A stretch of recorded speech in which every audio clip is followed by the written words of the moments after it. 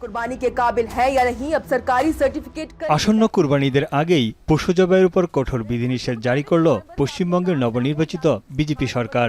এতে করে ক্ষতির মুখে পড়েছেন গরুর খামারিরা। ১৯৫০ সালের পশ্চিমবঙ্গ পশু জবাই নিয়ন্ত্রণ আইন কঠোরভাবে কার্যকর করার নির্দেশ দেন শুভেন্দু অধিকারী।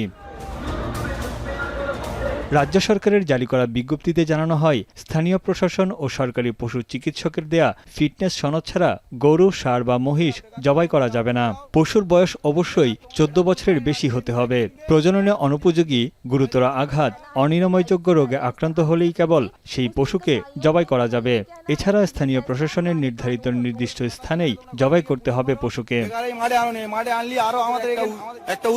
রাজ্য সরকারের এমন সিদ্ধান্তে বিপাকে পড়েছেন হিন্দু খামারি ও গরু ব্যবসায়ীরা। তাদের অভিযোগ, এই পেশার উপর নির্ভর করে আছে হাজারো মানুষের জীবিকা।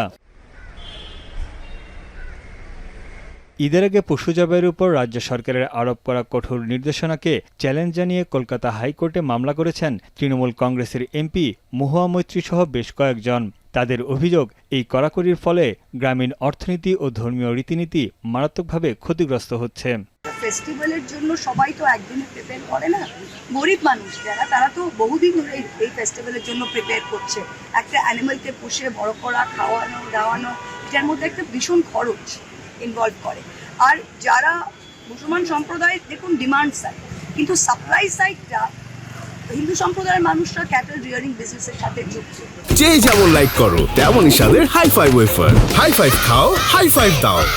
এদিকে পশু জবাইয়ের কড়াকড়ির নির্দেশনা নিয়ে সামাজিক মাধ্যমে রাজ্য সরকারের সমালোচনা করায় মহুয়া মৈত্রের বিরুদ্ধে থানায় অভিযোগ দায়ের করেছে বিজেপি। তার বিরুদ্ধে সাম্প্রদায়িক সম্প্রীতি নষ্টের অভিযোগ আনা হয়। এদিকে হকার উচ্ছেদ, বুলডোজার সংস্কৃতি চালু, নির্বাচন পরবর্তী সহিংসতা সহ নানা অভিযোগে কলকাতা বিধানসভা ভবনের চত্বরে অবস্থান কর্মসূচি পালন করেছে তৃণমূল কংগ্রেস। এতে অংশ নেন তৃণমূলের ৩৬ জন বিধায়ক। তাদের অভিযোগ, পশ্চিমবঙ্গে বিজেপি ক্ষমতায় এসেই সাধারণ মানুষের ধর্ম পালনের অধিকার কেড়ে নিয়েছে। খেটে খাওয়া মানুষের রুটিরুজির পথও বন্ধ করে দিয়েছে তারা। তানভীর জনি, এখন বিশ্ব।